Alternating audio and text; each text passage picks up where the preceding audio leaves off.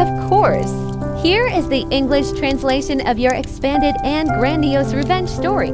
This is the story of how I turned a fleeting fling into a plot, worthy of a Hollywood thriller about trust. And yes, it's long, but every detail is like a honed blade. We met with an absolute blinding chemistry. Her name was Alice, and she wasn't just a 9/10. She was that type of beauty that silences a room, a combination of carefree laughter, an intelligent, sharp gaze, and a naturalness that made it seem like she had known me all my life. We could talk for hours, from abstract philosophy to stupid memes. 6 months of that sweet, agonizing uncertainty. Friends, but not quite. Until one night under twinkling fairy lights, she said, "I think I'm falling in love with you." The world narrowed to a single point. And I said it back. The year was almost perfect. Almost. Because within her lived a shadow of perpetual restlessness, a thirst for attention that was impossible to quench. I chalked it up to insecurity and tried to give more. How wrong I was. It all collapsed because of a stupid comment under her Instagram photo, where she was radiant in a dress I had given her. I wrote something like, "The light isn't coming from the sun." And immediately, like a cockroach from a crack, someone named Mark crawled out. His reply was a shot. "Save the poetry, bro. You're too late. The princess has already chosen her prince." Confidence oozed from every syllable. The kind of confidence that comes after you've already crossed the line. The confrontation was painful. She parried. "He's just a friend. We've only been talking for a month. He's just a bit cocky." Her eyes, however, darted around. I gave her an ultimatum. Him or me. She chose him, saying, "I can't just cut a person out of my life. He's special." The blow was precise. I gathered the shards of my dignity and left, deciding this was just another chapter in the textbook on toxicity. A month later, late at night, there was a knock at my door. She stood on the doorstep, soaked from the rain, eyes puffy from crying. "He used me and threw me away like trash," she sobbed. I was blind. "You're the only one who ever truly understood me. I love you. It's fate." Her words were sweet poison. I knew it was a lie, but in her eyes was a raw, animal fear of loneliness that made me allow myself a sliver of hope. I made her swear on everything she held dear. She swore. And thus, Project Phoenix was born. The revenge couldn't just be painful. It had to be a mirror in which she would see her true, pathetic reflection. I didn't just create a fake profile. I created Leo Vanguard, inheriting the resonant surname. Leo wasn't just a handsome face from photos found in the depths of a foreign Instagram. He was a young, brash crypto trader, a trust fund kid, bored and searching for real feelings among all these fakes. His profile was filled with photos from yacht clubs in Dubai, ski resorts in Switzerland, but with an intelligent, slightly weary look in his eyes. I filled his life with plausible details, links to Forbes, profiles of friends, other fictional members of high society. It took 2 weeks of meticulous work. Leo messaged her first, by accident, mistook her for someone else. Their dialogue began with apologies and light, intellectual sparring, and it took off. While I, the real me, listened to her nightly declarations of love and plans for our shared future, Leo played his game. He was cold, sarcastic, at times rude, called her a cute provincial girl, mocked her taste in music, and it thrilled her. She made excuses to him, tried to seem smarter, deeper. Within a week, he reluctantly admitted she was not so banal. Within 2, he had her number. She sent him voice messages full of laughter and hints. The peak of cynicism came one evening when she, lying on my shoulder, whispered about wanting my children, and an hour later, from the same phone in the bathroom, sent Leo a semi-nude selfie with the caption, "Missing a gaze I've never even seen." I stared at the ceiling, the taste of hot ashes in my mouth. The bitterness gave way to a chilling, crystalline clarity. She wasn't just lying. She was living into parallel realities, both of them fake. She didn't just need to be punished. Her entire universe needed to be collapsed.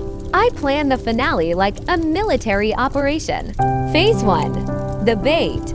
Leo invited her to dinner at Absalom, the city's most pretentious restaurant, a table by the panoramic window.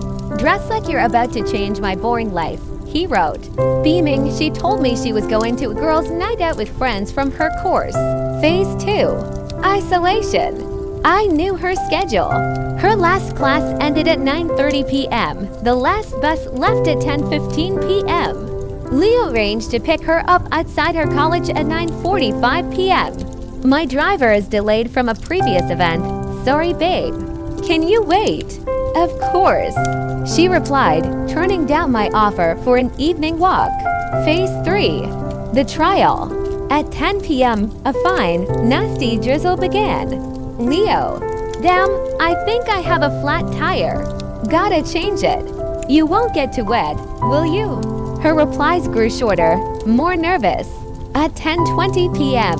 "Sorry, I'm just furious. A stupid investor botched a deal.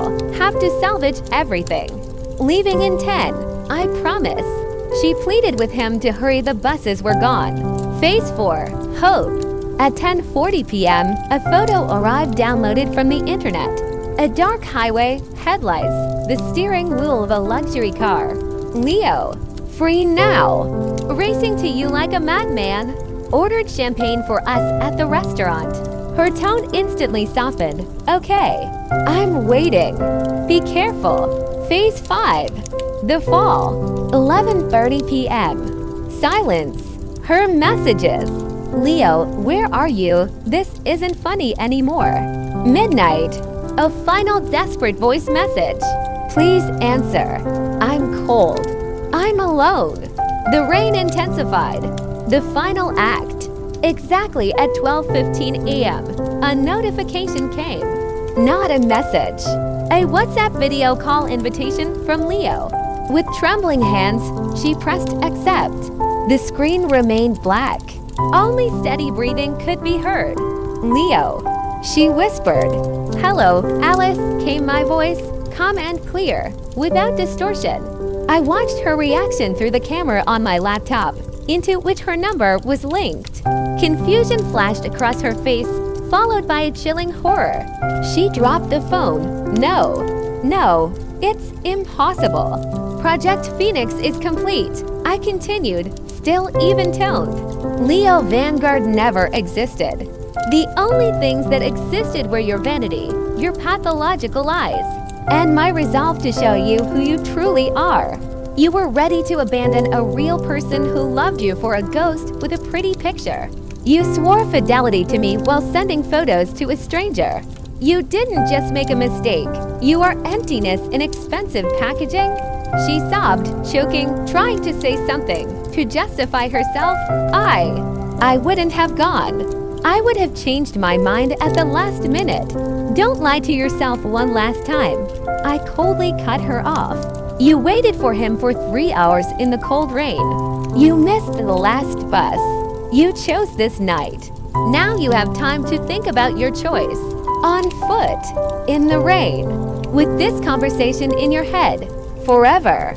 I disconnected. I blocked her everywhere. Her number, all social media. Not a trace of her digital ghost remained. The epilogue came 6 months later. An email. Long, full of reflection and what seemed like genuine remorse. She wrote that night had broken her, that she was seeing a therapist, that she recognized her patterns. That 3-hour walk of shame was the most humiliating and cleansing experience of my life. She admitted. I replied briefly and finally, "Alice, I'm glad you've started working on yourself." For me, however, Project Phoenix wasn't about revenge. It was about reclaiming the reality you tried to steal. That evening for you was a walk of shame. For me, it was a day of liberation. I didn't feel schadenfreude. I felt absolute, unclouded peace. Like after a difficult, brilliantly executed job. I closed the book. And I don't reread prologues. I wish you luck on your journey. Don't write again. I deleted that email account too. The story was over.